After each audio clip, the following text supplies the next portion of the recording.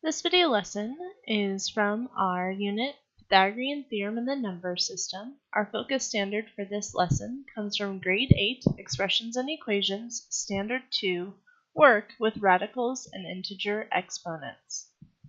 Our topic is on exponents and radicals, and our essential question is, what is the relationship between exponents and radicals? Please take a moment, pausing the video if you need to make sure that you have copied down the focus standard, topic, and essential question, along with today's date in your header, that you've set up your question column and your note column, and resume the video when you're ready to begin. Today we're going to start off talking about something that ought to be quite familiar, and that is inverse operations, or those opposite operations that undo each other. We're familiar with adding and subtracting as inverse operations, as well as multiplying and dividing. And today we'll add one more: exponents and radicals. Let's take a closer look at the basics of exponents and radicals. In an exponent problem, there are two parts: the base and the exponent. It's the exponent that tells us how many times to multiply the base number by itself. In a radical problem, there are three parts. First, there is the radicand. That R value underneath the radical symbol is what is the answer to an exponent problem when you take the base number to the exponent. Only in the case where the exponent, or here the e, which is called the index in a radical problem, is equal to the exponent in the exponent problem. So back to the radical. The R is the radicand, the E is the index, and the symbol itself is called the radical symbol. Here, we're looking at a problem that is read as the square root of 196. This question is asking us what number squared, or times itself twice, is 196. You'll notice here in this radical problem that there was no number in the index. When there's no number in the index, it is assumed that it is 2.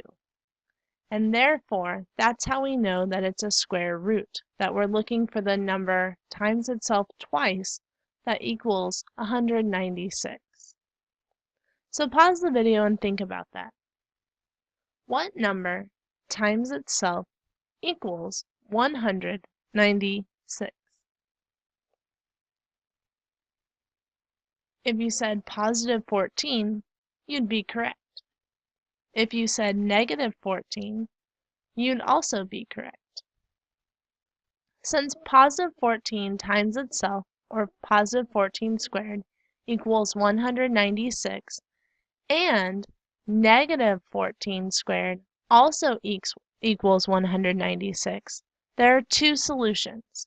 The square root of 196 is positive and negative 14. This may be the first time you've seen where both the positive and negative value of a number is part of a solution. And you can actually write the signs together as you see here. Anytime you have a square root problem and you're simply doing the calculations, it is always a positive and negative value that equal the radicand, since two positives times each other equal a positive, and two negatives equal a positive. So this is something you have to be on the lookout for. Let's take a look at one more practice problem. Here we have the cubed root of 8. The index of 3 tells us we're looking for a number that multiplied by itself 3 times equals 8. Pause the video and think about that. What number cubed equals 8? If you said 2, you'd be correct. Since 2 times 2 is 4 and 4 times 2 is 8, 2 cubed, or 2 to the power of 3, is 8. Therefore, the cubed root of 8 is 2. Here's a question I'd like you to discuss, or to consider for our class discussion.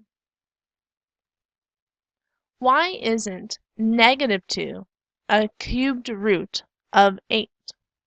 Why didn't we include negative 2 in our solution here? Think about that and jot down any ideas that you may have. There's one more section I'd like us to take a look at tonight. Consider the following problem. There's a square with an area of 100, excuse me, there's a square with an area of 81 meters squared. What is the length of the side of the square? So here it is. Take a moment pausing the video to see if you can use what we've learned about exponents and radicals to see how you might set up this problem and come to a solution. Then resume the video and compare your work with mine.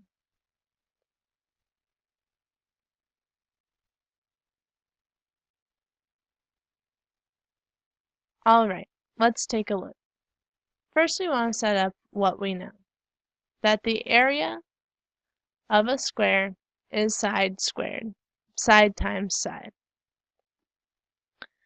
And we know that the area of that square is 81. So 81 equals the side squared. Since we are looking for a base number, we can use a radical to undo this and come to our solution.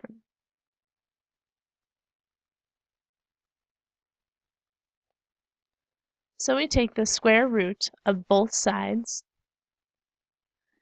and since I know that s squared, the square root of s squared is just going to be s, and the square root of 81 is positive and negative 9.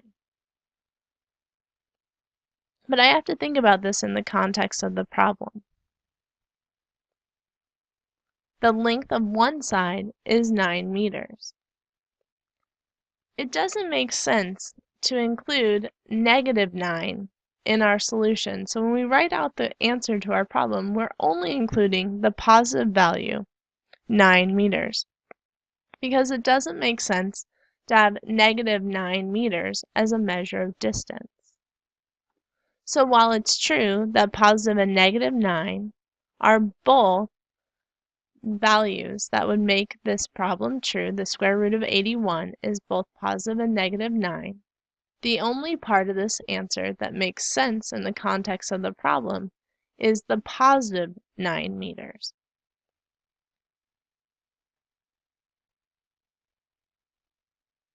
So that concludes our video on looking for Pythagoras 2.2 exponents and radicals. Please take a moment to make sure your notes are complete. Jot down any questions that you may have or thoughts you may have about our question here. And then come ready to discuss and practice this more in class.